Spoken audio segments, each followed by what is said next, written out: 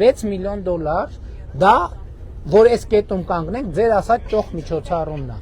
բայց այդ ծախսի արդյունքում Հայաստան եկավ մոտավորապես 15,000 զբոսաշրջիկ, այդ համերգի արդյունքում, երբ որ մենք հաշվում ենք այդ ծախսերը, այդ 6 միլիոն դոլարը հետ է եկել,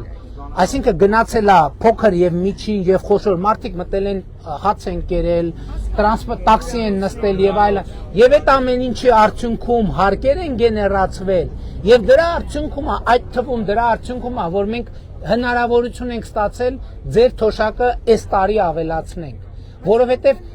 գիտեք ինչ, այստեղ մի հատ նրբություն կա, կառավարության խնդիրը հետեւյալն է, որ ինքը գումարը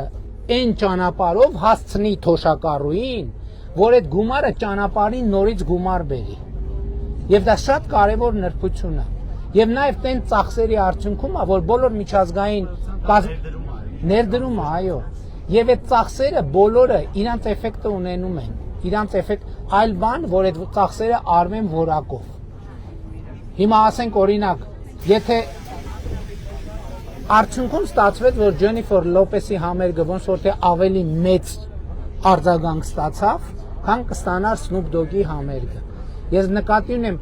դուք կարող եք մտածեք, նայեք հեռուստացույցի առաջ, ասեք հələ ես ինչով է զբաղված այս կառավարությունը։ Փոխանակ մեր թոշակառուների հոգսերով զբաղվի, Ջենիֆեր Լոպեսի համերգ է կազմակերպում։ Բայց Ջենիֆեր Լոպես Ես դրա համար ձեզ ուզում եմ ներկայացնեմ, որ դուք ճիշտ հասկանաք, բայց այդ համերգի, ոչ միայն այդ համերգի, բայց այդ համերգի եւ այդ համերգի բերած փողի պտտվելու արդյունքում է, եկամուտների արդյունքում է, որ մենք սպասվածից միջազգային կազմակերպությունների կանխատեսածից ավել տնտեսական աճ ունեցանք, որը պարզ դարձավ փետրվարի։ Եվ երբ որ մենք տեսանք, որ կանխատեսված 5.2-ի փոխարեն մենք ունենք 7.2% տնտեսական աճ, մենք ասացինք մի րոպե, մենք կանխատեսվածից ավել ենք, ուրեմն մենք մեր թոշակառուն պետք է տնտեսական աճը իր կյանքում զգան։ Ավանիշ տեսանյութը եւ բաժանորդագրվիչ նորությունները բաց չթողնելու համար։